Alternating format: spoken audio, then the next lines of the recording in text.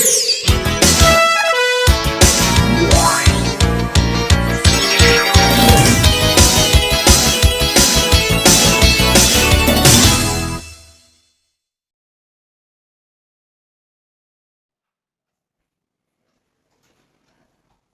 Students, तो इस video के अंदर हम एवोगैड्रोज लॉ के बारे में पढ़ेंगे। ठीक है, तो 1811 में इन 1811 Avogadro proposed a relation between the volume of a gas and the number of molecules or moles, we can say, at constant pressure and temperature. Constant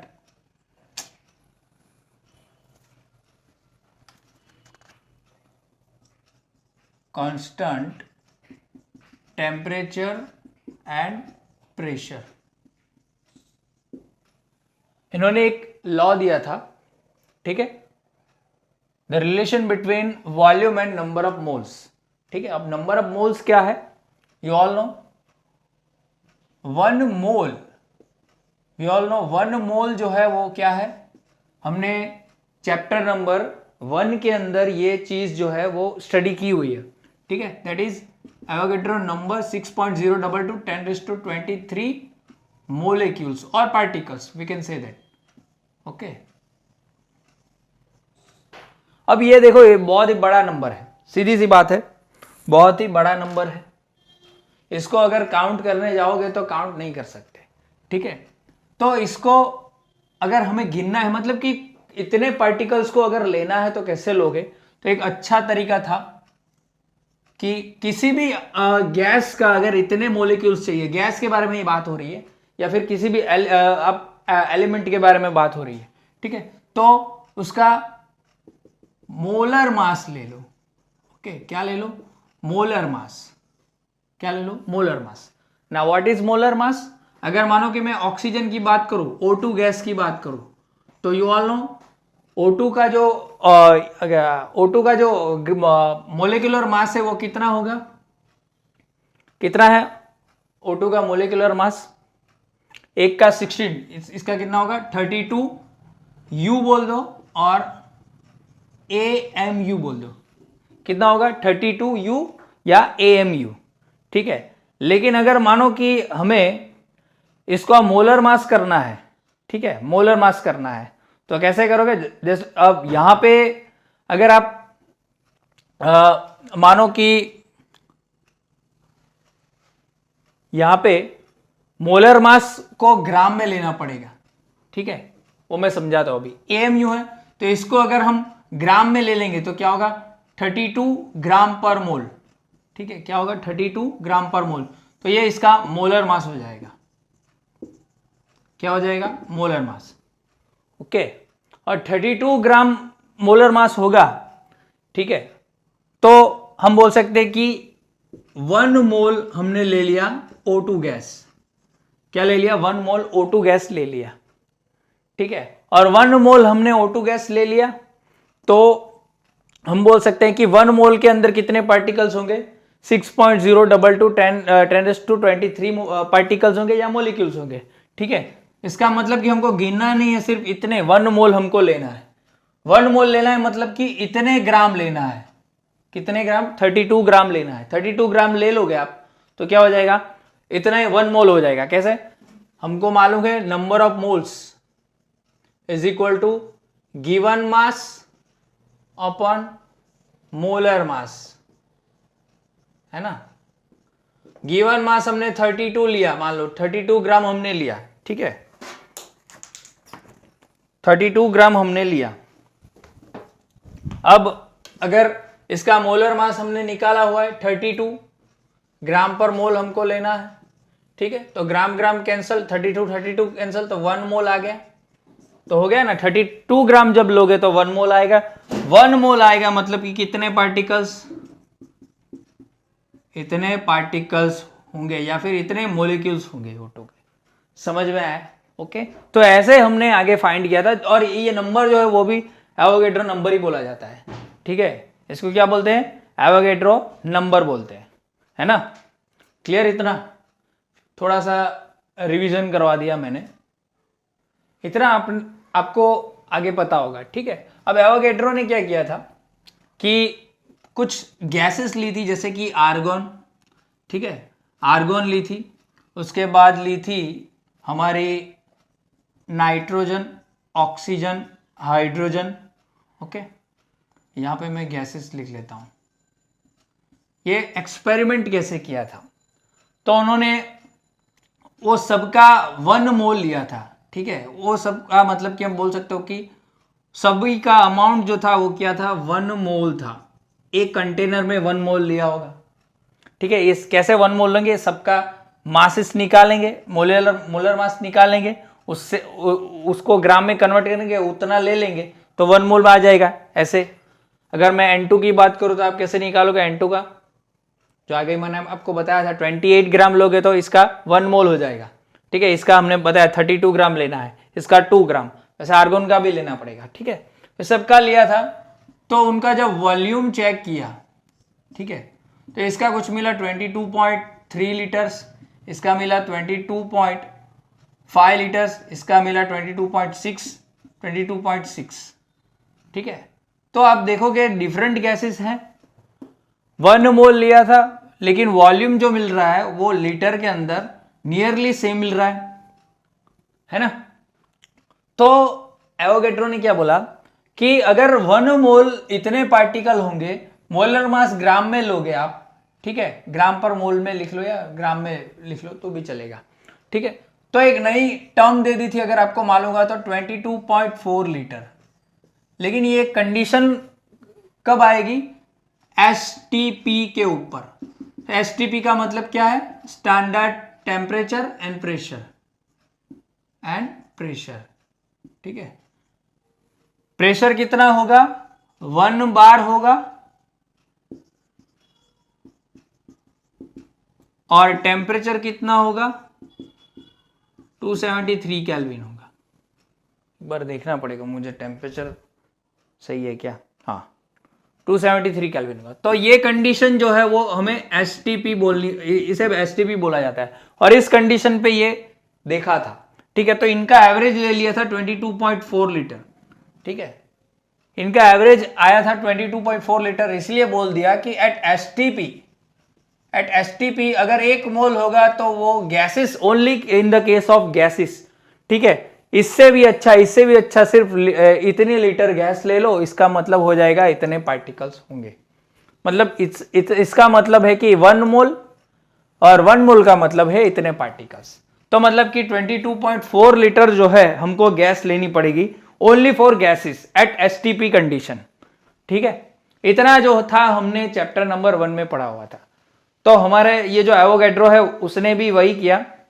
उन्होंने क्या बोला, इतना नोट करो, आप स्क्रीनशॉट लेके नोट कर लो, ठीक है। उन्होंने क्या बोला? उन्होंने एक स्टेटमेंट दे दी। नाउ क्या स्टेटमेंट दी वो मैं यहां पे लिख लेता हूं। ये भी नोट करना ही है क्योंकि थोड़ा सा आपका रिवीजन हो जाएगा और आपको याद रहेगा, क्योंकि कैलकुलेशन में ये चीज याद रखनी पड़ती है।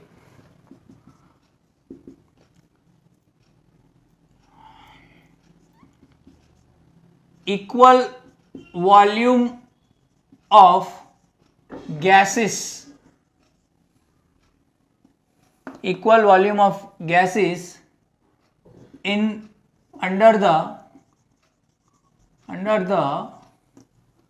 same condition of temperature and pressure contain equal number of molecules. ये उन्होंने बोला क्योंकि इक्वल नंबर के मोलिक्यूल्स जो थे सबको 1 मोल लिए थे, आर्गन, नाइट्रोजन सब 1 मोल लिए थे। तो 1 मोल लिए थे तो जो वॉल्यूम मिला वो भी क्या मिला, सेम मिला। इसका मतलब है कि वॉल्यूम और मोल्स के अंदर क्या है, रिलेशन है। इसलिए उन्होंने बोल दिया कि अगर हम इक्वल वॉल्यूम के गैसेस ले तो at same condition of temperature and pressure, ठीक है, मतलब कि कांस्टेंट कंडीशन, ठीक है, तो उसमें क्या होगा कि मॉलिक्यूल्स जो उसके अंदर होंगे गैसेस के वो भी सेम होंगे, मतलब कि V is directly proportional to N, whereas V is volume and N is moles। लिखना हो तो यहां पे लिख लो मोल्स, है ना, मोल्स, क्लियर।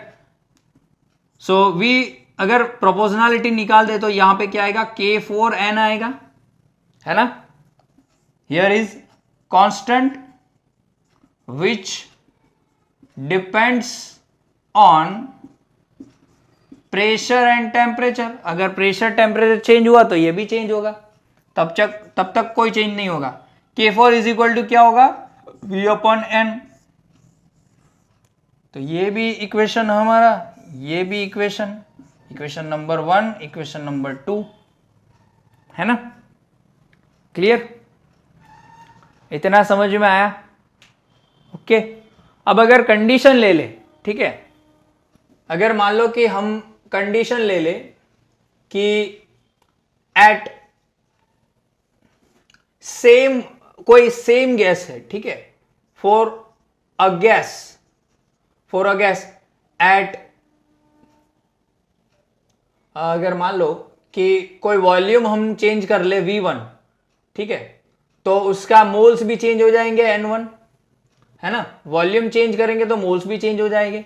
PT तो कांस्टेंट है at gas, at P and T constant, ये कांस्टेंट है, टेम्परेचर और प्रेशर कांस्टेंट है, लेकिन वॉल्यूम हमने चेंज कर दिया, V1 लिया तो मोल्स क्या हो जाएंगे, N1। तो इनके लिए क्या इक्वेशन बनेगी, K4 is equal to V1 upon N1, ये हमारी इक्वेशन बनेगी। इसको अगर 3 नंबर दे दे, और दूसरा क्या करेंगे, वापस से वॉल्यूम चेंज करेंगे V2, तो नंबर ऑफ मोल्स भी चेंज हो जाएंगे N2, ठीक है। तो इक्वेशन हमको क्या मिलेगी, K4 is equal to V2 N2। लेकिन हमने यहां पे प्रेशर और टेम्परेचर चेंज नहीं किया है और गैस भी चेंज नहीं की है, सिर्फ वॉल्यूम चेंज किया है। If you change the volume according to this rule, also moles also changes, है ना। तो दोनों कंडीशन में जो ये K4 की वैल्यू है दैट इज क्या होगी, कांस्टेंट रहेगी, because of same gas and same condition of pressure and temperature. तो यहां पे फ्रॉम इक्वेशन 3 और फ्रॉम इक्वेशन 3 एंड 4 अगर आप इक्वल करोगे तो क्या होगा, V1 upon N1 is equal to V2 upon N2। That is another equation which is important. हमको एक दूसरी इक्वेशन मिल गई, V1 upon N1, V2 upon N2।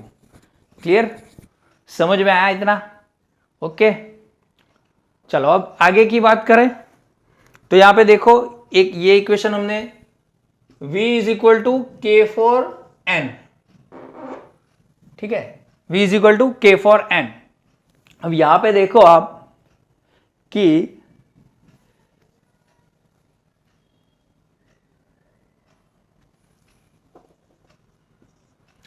अब यहां पे अगर हम देखें तो अगर मान लो कि फॉर अ गैस की बात कर रहे हैं, फॉर अ गैस, कोई भी गैस होगा at pressure and temperature is equal to constant. तो ये इक्वेशन हमने ले लिया है, मानो कि ये, ठीक है। तो ये नंबर ऑफ मोल्स है, तो इसका इक्वेशन रखो, V is equal to K4M upon M, that is ये जो है वो गिवन मास है, स्मॉल m से डिनोट किया है, और ये जो है वो क्या है, मोलर मास है इसका, ठीक है। ये इक्वेशन हमको मिला, ये हमको इक्वेशन मिला, ये मल्टीप्लीकेशन में। फॉर 2 कंडीशन, अगर मान लो कि कोई V1 हमने चेंज कर दिया तो उसका ये M1 चेंज होगा, लेकिन M तो वही रहेगा, क्योंकि गैस का मोलर मास चेंज नहीं होता, उसका गिवन मास चेंज हो सकता है ना, ये चेंज हो सकता है, क्योंकि यू ऑल नो ये जो है ये इस पे डायरेक्टली प्रोपोर्शनल है, ये चेंज करोगे तो ये भी चेंज होगा। और ये क्या है, नंबर ऑफ मोल्स है, N is equal to M upon M। तो इनडायरेक्टली अगर ये देखोगे तो डायरेक्टली प्रोपोर्शनल है M से, अगर ये चेंज करोगे तो ये चेंज होगा, और ये चेंज होगा तो ये भी चेंज होगा, है ना, डायरेक्टली प्रोपोर्शनल है ना इससे, इसलिए तो ये तो चेंज नहीं होता, क्योंकि ये अगर O2 का 32 ग्राम पर मोल मोलर मास है तो कभी भी वो 32 चेंज नहीं होगा, है ना, तो ये चेंज नहीं होगा। लेकिन ये चेंज हो सकता है, क्योंकि अगर हम ये चेंज करेंगे तो ये चेंज होगा, क्योंकि मोल्स चेंज होंगे। तो V1 अगर कोई वॉल्यूम हम ले ले तो इसका M1 अलग होगा, M तो वही होगा, तो ये हमारा इक्वेशन 1। और दूसरी वॉल्यूम चेंज कर दे, V2 कर दे, तो कांस्टेंट भी चेंज नहीं होगा, और ये जो है ये हमारा चेंज होगा, लेकिन ये चेंज नहीं होगा, मतलब 2 कंडीशन है ना। ये तो कांस्टेंट है, रेशियो है, वो तो चेंज नहीं होगा। यहाँ पे V/N का रेशियो चेंज नहीं होता, ठीक है। अगर ये चेंज करोगे तो ये भी चेंज होगा, लेकिन रेशियो होगा वो सेम ही होगा। तो ये चेंज होता है, ये नहीं होता, ठीक है। तो इक्वेशन 1 और 2 अगर आप देखोगे तो K4 के अंडर में आप रखो, चलो इसको ऐसा लिख लेते हैं, K4 इज इक्वल टू, देखो ये जो है वो क्या होगा, V1 इंटू कैपिटल M, और ये क्या हो जाएगा M1, है ना, और यहां पे क्या होगा, K4 is equal to V2 into capital M upon M1, है ना। तो ये हमारा हो गया इक्वेशन 1 और equation 2। From equation 1 and equation 2 क्या होगा, ये V1 into M capital M M1, और V2 into M capital M1, sorry M2, कुछ भूल हो गया यहाँ पे, हाँ M2।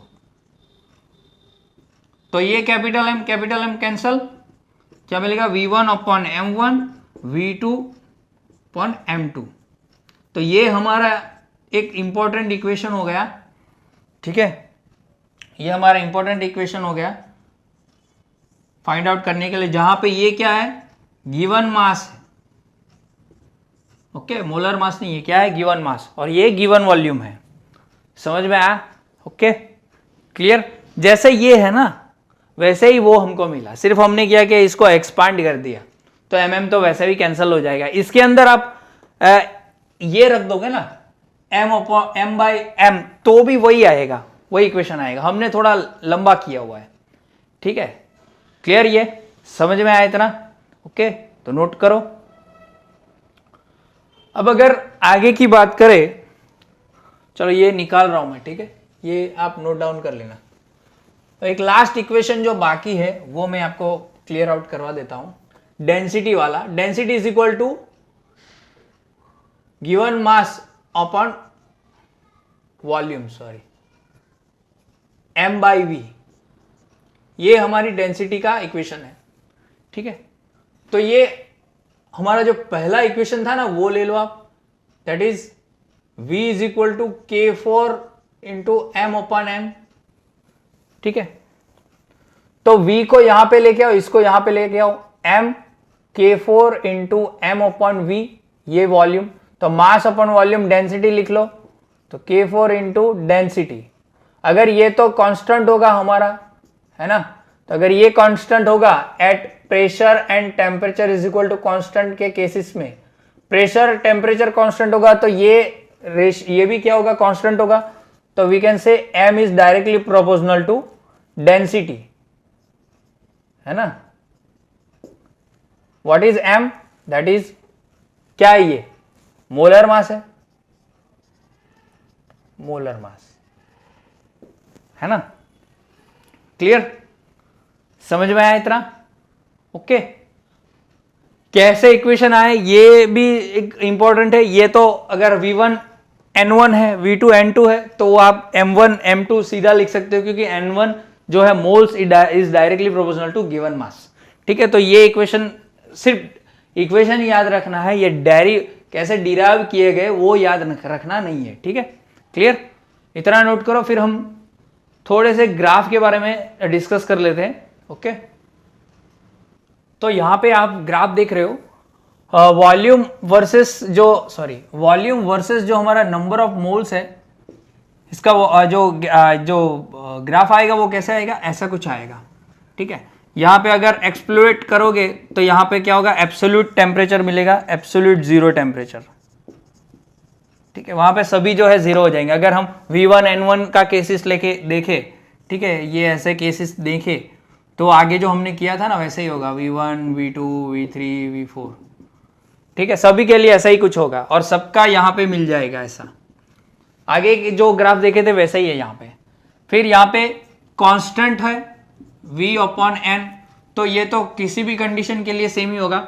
V/N वर्सेस वॉल्यूम हो या मोल्स हो, क्योंकि दोनों एक दूसरे के डायरेक्टली प्रोपोर्शनल, तो इन दोनों के ग्राफ इस V/N वर्सेस V और N दोनों ही क्या होंगे, स्ट्रेट लाइन में होंगे। ये कब चेंज होगा, जब हम प्रेशर और टेम्परेचर चेंज करेंगे, ठीक है। और 1/V वर्सेस N जो है वो ऐसा ग्राफ मिलेगा, क्योंकि V वर्सेस N ऐसा मिल रहा है तो 1/V क्या हो जाएगा, ये जो डायरेक्टली प्रोपोर्शनल है वो क्या हो जाएगा, ये इनवर्सली हो जाएगा, इसीलिए ऐसा ग्राफ मिलेगा, ठीक है। ओके, तो ये थोड़े से ग्राफ थे ज़्यादा एक्सप्लेनेशन करने के लिए। ओके, तो ये हमारा एवोगैड्रो का जो लॉ था वो यहाँ पे ख़त्म होता है। ओके, आगे का टॉपिक हम अगले वीडियो में कवर करेंगे।